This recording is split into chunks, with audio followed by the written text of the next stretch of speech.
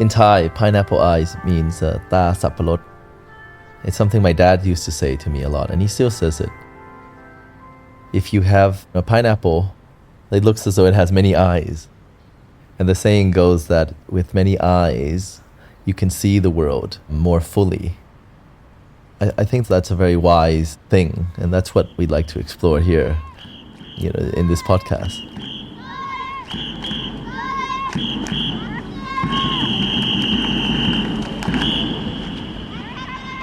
In the school, we have a lot of criteria to evaluate people. Those who play soccer well, those who run faster, that kind of person will get more and more attention from teacher, parents, everybody. It was scary.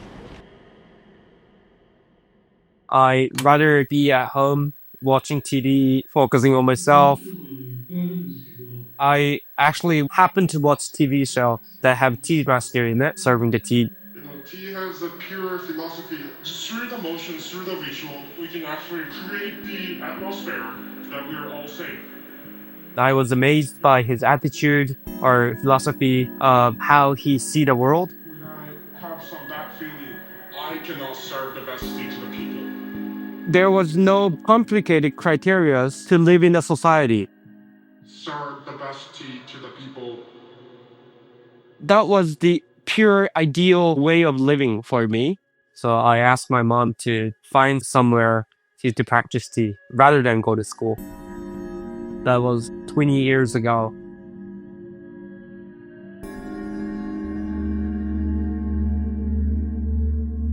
Ryo is a 29-year-old man. And I say 29 not because I'm introducing someone's age, but he's the youngest tea master in Japan. Usually the training is very long, as in many things in Japan, which is another story which I think, has a lot of wisdom in it of how things can take more time. But Ryo's Japan's youngest tea master, and we share a love and a passion for tea, and how tea is, in his case, a cultural medium for mindfulness, consciousness, creativity, respect, compassion, and everything in a single form of expression. It covers, I think, all the things that we really love and believe in at Wonderfruit. So if any of you have some tea with you, please warm up some water and serve yourself or someone else, and listen to Ryo, and maybe he can guide you through a tea ceremony.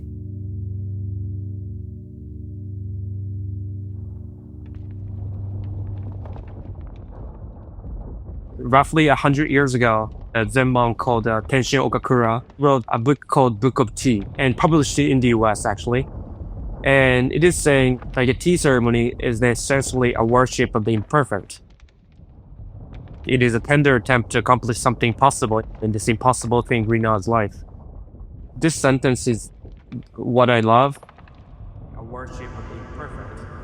This impossible thing we know as life. Statistically, 1/5 total big earthquakes are happening in Japan, which is quite a big number, even though globally we have a land of 0.25%. And tsunami will follow the earthquake. This land is fragile. People have been knowing that we might not have tomorrow.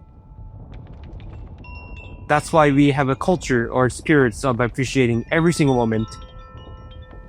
And we have 72 seasons, not 4 seasons, because 90 days is hard for us to actually recognize. So within 5 days, season change in Japan. If we can survive 5 days, that's what we have to survive. We're surviving within that fragile environment.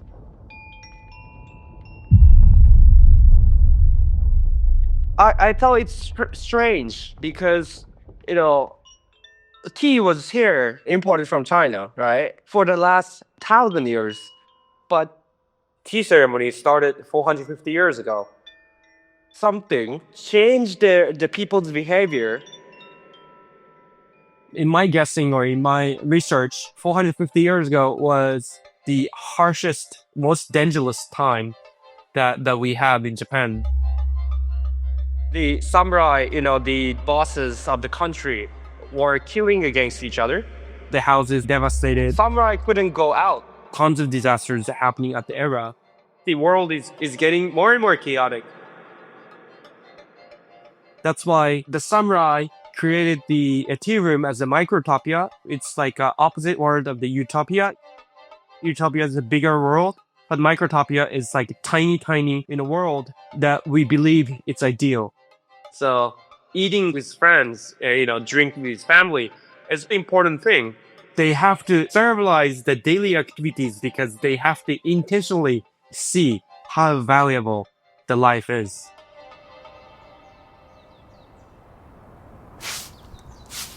Hospitality in Japanese is like called omotenashi, but it's not about serving, but sharing or contributing from both sides, from the guest and host.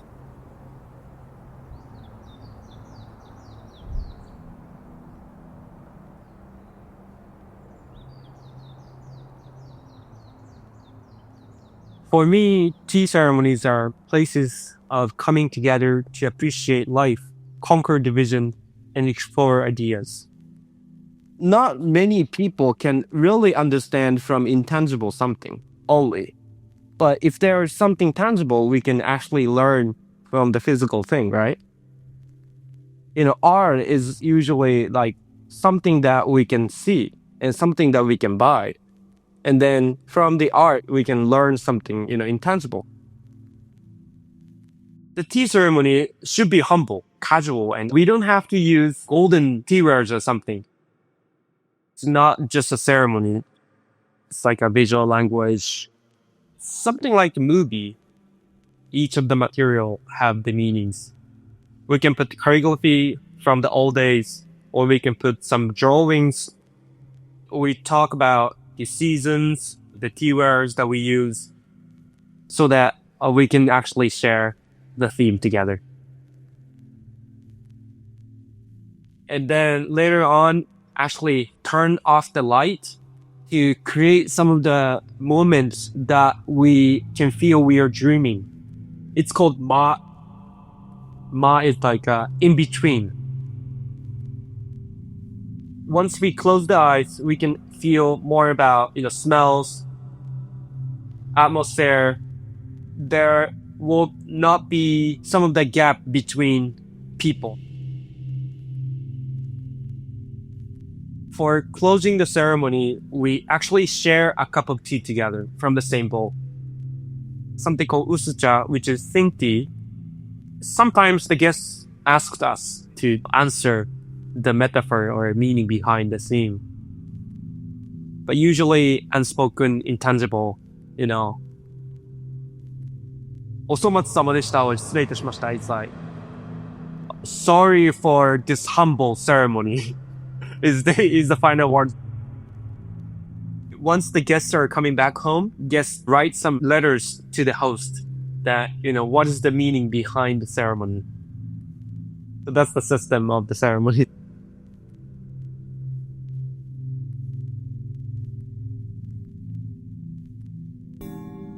Of course, the value of the ceremony is like going up and down by era. If the peaceful world is here, we don't have to appreciate the moment, right? The spirits of the tea ceremony was born in the context of we don't have tomorrow. Now the world is having the same context of we might not have tomorrow. So many problems of the, climate change, and human wars are happening around the world. A lot of hurricanes, fire in LA, in Miami and everywhere around the world. I'm not saying like the Japanese culture is the best or something, but Japan has a role to deliver this kind of philosophy for surviving in that kind of harsh environment. This is a radical idea. Microtopia doesn't have to be tea room. It doesn't have to be matcha. It can be coffee or Chinese tea as well, or it can be sandwich as well. It could be living room or a spot in the park. Tea ceremony is for everybody, anywhere in the world that you love. The tea ceremony is essentially a worship of the imperfect. It is a tender attempt to accomplish something possible in this impossible thing, Rina's life.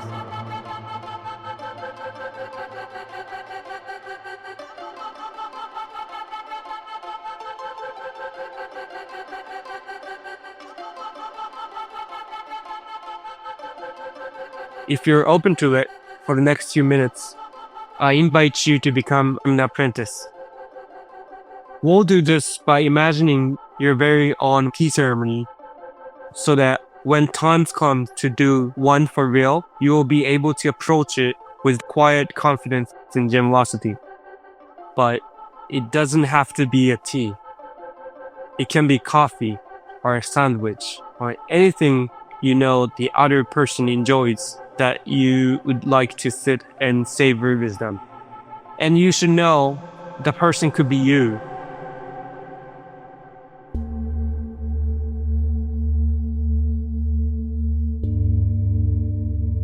So let's begin by taking a seat if you can.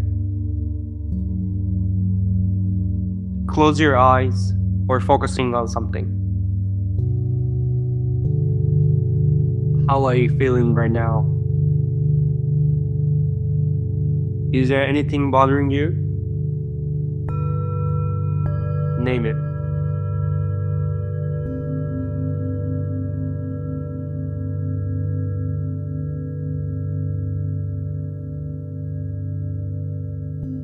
Now think about what is feeling good and strong in you. Take a moment and name it.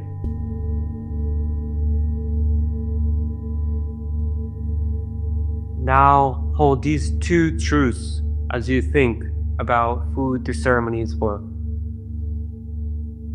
Who are they? Is it someone else? Is it you? Picture them. How are they feeling?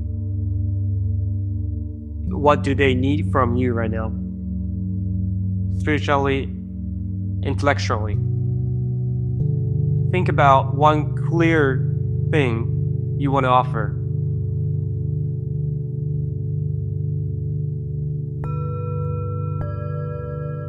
Now, what do you want to offer them? Materially? Is it tea? Is it coffee? Is it a sandwich? Think about them, what they might best respond to.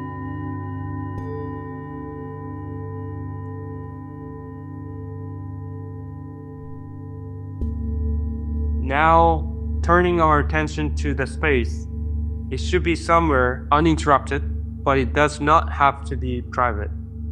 Indoors, outdoors, imagine it now. Prepare the ground for them to sit if they can. What can you hear?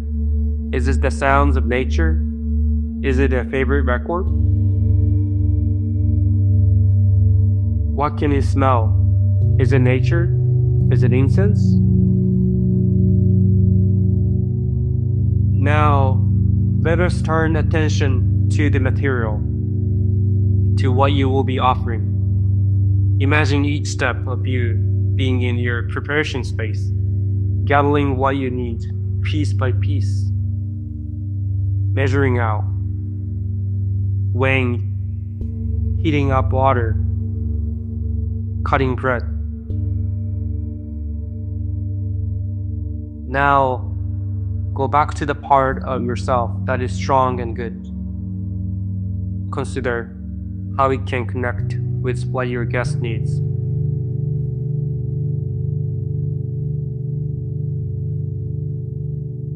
And now your guest is vibing. You silently invite them to take a seat. Your guest is watching us one by one. You take your elements and place them down, silently, gently, and softly. The more intentionally you are, the more they focus in on every action. You sit across from them, taking a moment to make eye contact. How is your face conveying connection? That you see them. Now you turn your attention back to the table and you bring each component together calmly, steadily, piece by piece. And you place it in front of them. You nod, gesturing that they may begin. You talk about the weather, the seasons, the room, what you're eating and drinking. You both know why you're here, even if it's not discussed. Then, when the time is right, you close the curtain, turn out the light, or close your eyes, focusing in on your other senses.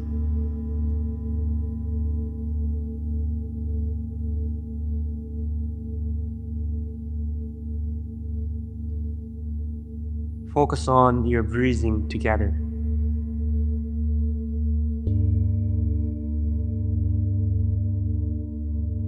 As you come to an end, you acknowledge that this ceremony has been a worship of the imperfect, a tender attempt to accomplish something possible in this impossible thing we know as life. To close, you thank them for coming to your humble ceremony. They leave, and you both reflect on what was said and what wasn't said. And someday soon, you'll receive a letter of thanks and a reflection from them. I wonder what you will say.